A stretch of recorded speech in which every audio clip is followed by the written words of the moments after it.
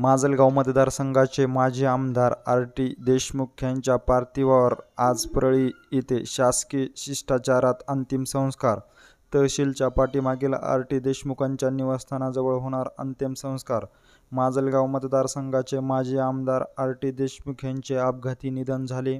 त्यांच्या पार्थिवावर परळी वैजनाथ येथील तहसीलच्या पाठीमागे त्यांच्या निवासस्थानाजवळ शासकीय शिष्टाचारात उद्या म्हणजे आज 28 मे रोजी सकाळी 11 वाजता अंतिम संस्कार करण्यात येणार आहे.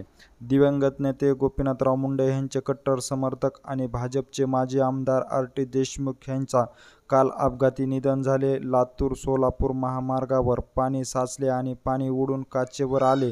ह्यामुळे चालकासमोरचे काहीच दिसले नाही. अचानक ब्रेक लावला. ह्यामुळे गाडी घसरत जाऊन पलटी झाली. गाडीने 4 पलट्या खाल्ल्या. रस्त्यावरील पाण्याचा अंदाज न आल्याने हा अपघात घडला. ह्यामध्ये माजी आमदार आर.टी. देशमुख यांचं परवाच्या दिवशी अपघाती निधन झाले.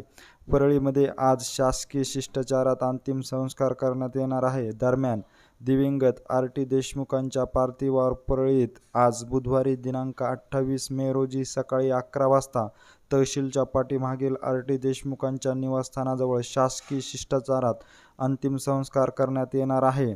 लोकनेते गोपीनाथराव मुंडे यांचे कट्टर समर्थक होते. गोपीनाथराव मुंडे यांचं अपघाती निधन झाल्यानंतर ते कायम पंकजा मुंडे यांच्या पाठीशी देखील कट्टर समर्थक म्हणून कायम राहिल्याचे देखील पाहण्यास मिळालेले आहे.